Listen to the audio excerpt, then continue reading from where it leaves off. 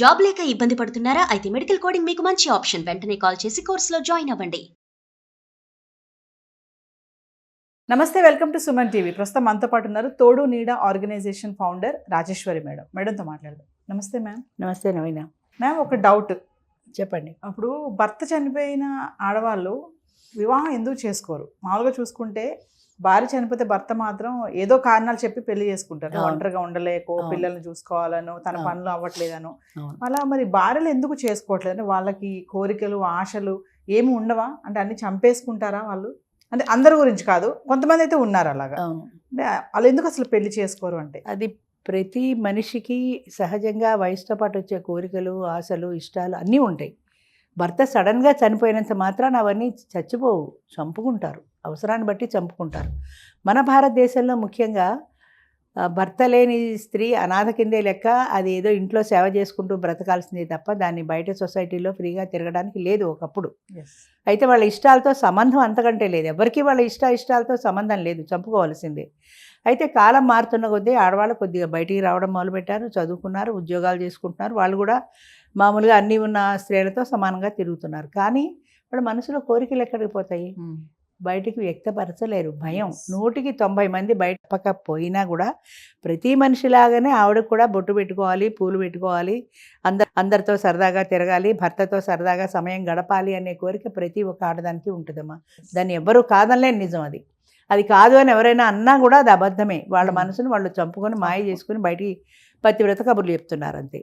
ఎవరి కోరికలు కాదనేటువంటి పరిస్థితి సమాజానికి ఉంది. అంటే నువ్వు ఇలా చేయకూడదు, నువ్వు అలా ఉండకూడదని కొన్ని టర్మ్స్ అండ్ కండిషన్స్ డిక్టేట్ చేశారు సమాజం మనకి ఆ రోజుల్లో. ఇంకా చాలామంది వస్తున్నారు. ముఖ్యంగా పిల్లలకి వ్యతిరేకించి చాలామంది పిల్లల్ని వ్యతిరేకించలేక వెనక్కి వెళ్ళిపోతారు.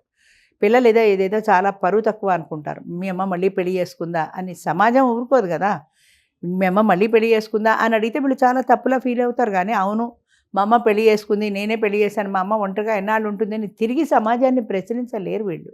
అలా చెప్పే ధైర్యం లేదు. దానివల్ల ఏమవుతుందంటే ఆ ధైర్యం లేని పెరిగితనం వల్ల, ఆ సోషల్ స్టిగ్మా వల్ల వాళ్ళు ఒప్పుకోరు. ఈ వయసులో నీ పెళ్ళి ఏంటి, మా పిల్లల్ని చూసుకుంటూ హాయిగా ఉండొచ్చు కదా అని. చాలామంది నాకు కామెంట్స్లో కూడా పెడుతూ ఉంటారు, హాయిగా మనవాళ్ళని మనవరాళ్ళని చూసుకుంటూ ఉండొచ్చు కదా అని. ఉండొచ్చు, కానీ అసలు ఆ పరిస్థితులు ఎక్కడున్నాయి? నీకు జాయింట్ ఫ్యామిలీస్ ఎక్కడున్నాయి? న్యూక్లియర్ ఫ్యామిలీలో ఆమె పిల్లలు ఎక్కడో ఉంటారు, మనవాళ్ళు మనవరాళ్ళు ఎక్కడో ఉంటారు. ఈవిడ ఎప్పుడో ఏడాదికో 2 ఏళ్ళకో ఓసారి 10 రోజులు వెళ్ళిందనుకో, వాళ్ళు దగ్గరికి రాలేరు, దూరం నుంచి చూస్తారు. కాబట్టి ఆవిడ దగ్గర అవ్వాలంటే కొన్ని నెలలు వాళ్ళతో కలిసి ఉండాలి. వాళ్ళతో అటాచ్మెంట్ ఉండదు కాబట్టి ఆ అటాచ్మెంట్ లేకపోవడం వల్ల ఆ ఎఫెక్షన్ ఉండదు. ఎఫెక్షన్ లేనప్పుడు పిల్లలు దగ్గరికి రారు. మరి ఏం చేస్తుంది? మనవాళ్ళని మనవరాళ్ళని ఆడించవచ్చు కదా అన్న మాట ఒకప్పటి పాత మాట. జాయింట్ ఫ్యామిలీ సిస్టంలో, న్యూక్లియర్ ఫ్యామిలీ సిస్టంలో ఎవ్వరూ లేని అనాథ ఆమె ఒక్కతే ఉండదు. ఎలా బ్రతకాలి? ఒంటరి మనిషి అర్ధరాత్రి అపరాత్రి ఏ బాత్రూంలోనో పడిపోతుంది. ఎవరు లేవదీస్తారు? ఎవరు హాస్పిటల్కి తీసుకెళ్తారు? కోకొల్లలో ఉదాహరణలు. అలా ఒంటరిగా ఉండడం వల్ల ప్రమాదానికి గురై చచ్చిపోయిన వాళ్ళు ఎంతోమంది. ఇంకా అటాక్లు ఉంటాయి. ఒంటరి ఆడవాళ్ళు అయితే ఎంతోమంది అటాక్ చేస్తూ ఉంటారు. ఇదే అవకాశంగా తీసుకుని ఒక్క మనిషి కాబట్టి అటాక్ చేస్తారు. మరి అలాంటివన్నీ తప్పించుకోవాలంటే మనిషి ఒక తోడు ఉండాలి కదా. ఖచ్చితంగా.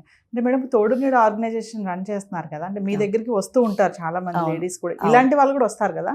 అంటే వాళ్ళు వచ్చినప్పుడు అడిగే ప్రశ్న ఏముంటుంది మీ దగ్గర? మొదటి ప్రశ్న ఏముంటుంది? నాకు ఒక మంచి తోడు కావాలి. ఎవరైనా సరే నాకు ఒక మంచి తోడు కావాలి. నేనేమంటానంటే, ఇదేమి మార్కెట్లో వంకాయలు కాదు, చచ్చొంకాయ పుచ్చొంకాయ చూడడానికి. మంచి చెడు అనేది ముఖం మీద రాసి ఉండదు, వీడు మంచివాడు వీడు చెడ్డవాడు అని. అది మీకు సర్దుకోవటంలో, సరిపెట్టుకోవటంలో ఉంటుంది. ఆయన్ని చూసి ఎరగా బొరగా బాగానే ఉన్నాడు కదా అని చేసుకున్న తర్వాత ఆ కంపాటబిలిటీ ఉండదు, ఆయనకి నీకు పడదు. అంచేత కొద్ది రోజులు మాట్లాడుకున్న తర్వాత మీ ఇద్దరికీ సరిపడుతుందా లేదా, మీ భావాలు సరిపడతాయా లేదా, మీ ఊహలు సరిపడతాయా లేదా, నీ ఇష్టానికి ఆయన ఎంతవరకు గౌరవిస్తాడు, నువ్వెంతవరకు ఆయన ఇష్టాన్ని గౌరవిస్తావు అనేది వాళ్ళ మాటల ద్వారా తెలియాలి. ఇంకొక ప్రధానమైన అంశం ఏంటంటే, స్త్రీలకి ఏంటి స్వాభిమానం కానీ, లేదా కలిసి ఉండడంలో ఉండేటువంటి ఆ సహజీవనంలో ఉండేటువంటి కష్ట నష్టాలు కానీ ఎదుర్కొనే ధైర్యం ఉండాలి. ఆయన ఇష్ట ప్రకారమే నడవాలని కొన్ని తరాలుగా మగవాడు పెత్తనం అలవాటు అయిపోయింది. అంచేత చిన్న వాటిల్లో సర్దుకునే సహనం ఆడదానికి ఉండాలి. లేదంటే ఇద్దరు హోరాహోరీ పోట్లాడుకుంటారు, దానివల్ల ప్రయోజనం లేదు కదా. అంచేత ఆ సర్దుబాటు గుణం ఉందా లేదా చూసుకోవాలి. సర్దుబాటు గుణం ఉండే తీరాలి. అంటే ఆయనకి ఇష్టమైన పని ఆయన చేసినప్పుడు ఇది నాకు ఇష్టం లేదు, నువ్వు ఎలా చేస్తావు అని క్వశ్చన్ చేయడానికి లేదు. నువ్వు తట్టుకోవలసిందే. అలాంటి సహనం, అలాంటి సర్దుబాటు తత్వం ఆడవాళ్ళలో ఉంటేనే ఒక అడుగు ముందుకు వెళ్ళగలుగుతారు. ఎందుకంటే మగవాడి మనస్తత్వంలో ఇంకా మార్పులు రాలేదు. ఏ నూటికో ఒక్కోటికో ఒకరో ఇద్దరో ఉంటారు. ఆమెకి విలువివ్వాలి, ఆమె అభిప్రాయాలకి నేను విలువివ్వాలి అని ఆలోచించే మగవాళ్ళు చాలా తక్కువ ఉంటారు సహజంగా. వయసు మీద పడినా కూడా పడిన కొద్దీ పెరుగుతుంది. ఎందుకంటే చిన్నప్పటి నుంచి నాకు నా ఇష్టమే అలవాటు అయిపోయింది, ఇప్పుడు నువ్వు వచ్చి కాదంటే ఎలా అని అడిగేవాళ్ళు ఉంటారు. ఒక మహానుభావుడు గారు చెప్పారు, ఆయనకి 2 గంటలకు భోజనం అలవాటుట, ఆవిడకి 1 గంటకు అలవాటుట. 2 కాకుండా 1:30కి భోజనం చేద్దామంది. నాకు 2కి అలవాటు, నేను 2కి తింటా, కావాలంటే నువ్వు తిని. ఆమె దారిని ఆమె తినేసి, ఆమె దారిని ఆమె పడుకొని, ఆమె దారిని ఆమె ఉండిపోయినప్పుడు ఇద్దరు కలిసి ఉన్న ఉపయోగం ఏముంది? ఇద్దరు కలిసి ఉండాలంటే ఏదైనా కొన్ని కాంప్రమైజ్ కావాలి జీవితంలో ఇద్దరు కూడా. అది లేనప్పుడు అలాగే కొట్టుకు చూస్తుంటారు. అంచేత ముఖ్యంగా మనం అడిగేది ఏంటంటే ఒక మంచి తోడు చూసి పెట్టండి అని. ప్రీవియస్ మేడం నేను మీ ఆర్గనైజేషన్కి వచ్చినప్పుడు కపుల్స్తో కూడా మాట్లాడాను, కొంతమంది బ్యాచిలర్స్తో కూడా మాట్లాడాను. అంటే అక్కడికి మీ ఆర్గనైజేషన్ వచ్చిన వాళ్ళు కొంతమంది పెళ్లి చేసుకుంటారు, కొంతమంది మాత్రం ఫ్రెండ్స్గా కూడా ఉన్నారు చాలామంది. అంటే వాళ్ళు తోడు దొరకక, లేకపోతే వాళ్ళు అలా ఫ్రెండ్లీ నేచర్ అన్నట్ట, అదే సహజీవనం కూడా ఉంటుందా? ఎక్కువ మంది ఇప్పుడు సహజీవనానికి ఇష్టపడుతున్నారు. మగాళ్ళు ఎక్కువ ఇష్టపడతారు సహజంగా. ఎందుకంటే సహజీవనంలో ఉన్న వెసులుబాటు ఏంటంటే పడకపోతే మళ్ళీ కోర్టుకి ఎక్కడం, డైవర్సు, కొన్ని సంవత్సరాలు పడుతుంది వాళ్ళకి విడాకులు రావాలంటే. మ్యూచువల్ కన్సెంట్ మీదైనా 1 సంవత్సరం పడుతుంది. ఆమెకు విడిపోవాలని ఉండకపోవచ్చు, ఈయనకి విడిపోవాలని ఉండొచ్చు. అంచేత ఈ తేడాలతో మ్యూచువల్ కన్సెంట్ రాదు. సహజీవనం అనుకో, నాకు అక్కర్లేదని వెళ్ళిపోవడం తేలిక, ఎప్పటికప్పుడు దుమ్ము దులిపేసుకుని వెళ్ళిపోవచ్చు. అంచేత సహజీవనంలో ఆ సౌకర్యం ఉంది కాబట్టి ఎక్కువ మంది మగవాళ్ళు సహజీవనానికి ఇష్టపడతారు. ఆడవాళ్ళు కూడా ఇప్పుడు కాలం మారుతోంది కాబట్టి వాళ్ళు కూడా సహజీవనానికి అభ్యంతరం లేదు, కానీ నాకు ఇల్లు రాసి అని అడుగుతారు సింపుల్గా. ఒక ఇల్లు అంటే హైదరాబాద్ బస్తీలో కొన్ని కోట్ల విలువ చేస్తుంది. ₹1 కోటి ఆస్తి 70 ఏళ్ల వయసులో, 60 ఏళ్ళు దాటిన తర్వాత ఎవరిస్తారు? ఇవ్వాలి కదా, అదంత తేలిక కాదు కదా. అంచేత ఫ్రెండ్లీగానే ఉంటారు ఇద్దరు. మళ్ళీ కలిసి సహజీవనం అంటే ఆవిడ బేరం పెడుతుంది కదా ఇల్లు కావాలని. అంచేత కొన్నాళ్ళు మాట్లాడుకుందాం అంటారు. మా దాంట్లో ఎవరో ఒక ఆయన ఇలాగే ఒక ఆవిడతో మాట్లాడుకున్నారు. ఆయన ఏమన్నాడంటే, 4 నెలలు సహజీవనం చేద్దాం, నువ్వు మా ఇంటికి వచ్చేసే పెట్టే బెడ సర్దుకుని మా ఇంట్లో ఉండు మాతో పాటు, ఆ 4 నెలలు మన ఇద్దరికి సూట్ అయితే పెళ్లి చేసుకుందాం అన్నాడు. ఎంత బాగుంది వినడానికి. కానీ 4 నెలలు నీతో కలిసి మీ ఇద్దరు కలిసి జీవించి భార్యాభర్తల్లాగే ఉంటారు కదా. 4 నెలలు ఉన్న తర్వాత ఈడే మడిగట్టుకొని వేరే కదా ఉండదు కదా. కలిసి ఉన్న తర్వాత ఒక్కసారిగా నువ్వు నాకు వద్దు 4 నెలల తర్వాత అనేస్తే అప్పుడు మళ్ళీ ఇంకొక సహజీవనానికి వెళ్తుందా, ఇంకో పెళ్ళికి వెళ్తుందా? ఒక స్త్రీకి జనరల్గా ఒకటే అవకాశం. అయితే రెండో అవకాశం మనం ఇచ్చాం. రెండో అవకాశం ఇచ్చినంత మాత్రం 2 కాదంటే 3, 3 కాదంటే 4 చీరలు మార్చినట్టు మొగుళ్ళని మార్చడం కాదు. అది నేను పదే చెప్తున్నా ఆడవాళ్ళకు కూడా. ఒక్క అవకాశం ఉంది అంటే ఆ అవకాశాన్ని మాత్రమే ఉపయోగించుకోండి. అంతేగాని సహజీవనం కదా అని చెప్పి మీరు ఇష్టం వచ్చినట్టు తిరగడానికి కాదు ఇది. విచ్చలవిడి శృంగారం కాదు ఇది. అంచేత ఈ అవకాశాన్ని మీరు సద్వినియోగం చేసుకోండి. ఫెయిల్ అయింది అనుకోండి, నా కర్మ ఇంతే అనుకోండి. మామూలుగా ఇంకో క్వశ్చన్ చెప్పండి, ఒక డౌట్ మేడం నాకు. చెప్పండి. 30 సంవత్సరాలు 25 సంవత్సరాలు పెళ్ళైన వాళ్ళకు కూడా కొన్ని సమస్యలు వస్తూ ఉంటాయి, మోసాలు జరుగుతూ ఉంటాయి, విడిపోతూ ఉంటారు.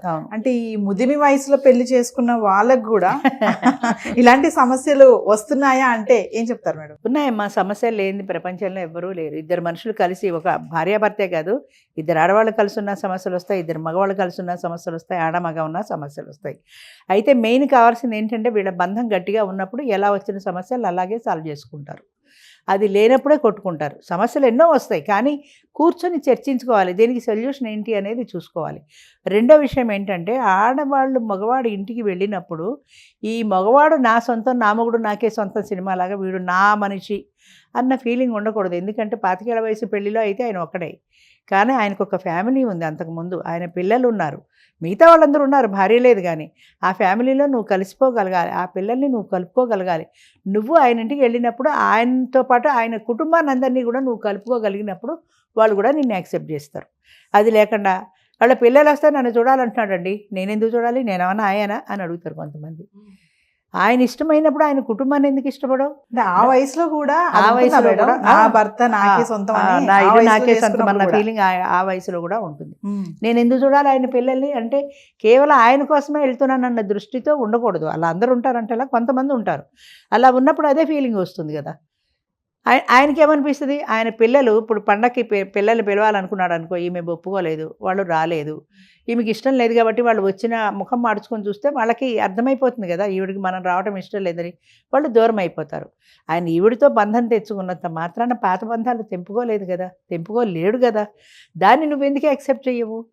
కూర్చొని మాట్లాడుకో. నీ పిల్లలు ఉంటే నీ పిల్లలు రమ్మని, ఆయన పిల్లలు ఉంటే ఆయన పిల్లలు వస్తారు. అలా అందరూ కలిసిపోయినప్పుడు ఆ కుటుంబంలో ఆ బంధం గట్టిపడుతుంది. అది లేకుండా నా మొగుడు నాకే సొంతం అని, నాకు మాత్రమే ఈయన సొంతం అని ఆయన, నాకు మాత్రమే ఈవిడ సొంతం అని ఈయన అనుకుంటే ఈ వయసులో పెళ్ళిళ్ళు సక్సెస్ కావు. ఎక్కడైనా అంతే. Thank you ma'am. Thank you అమ్మా.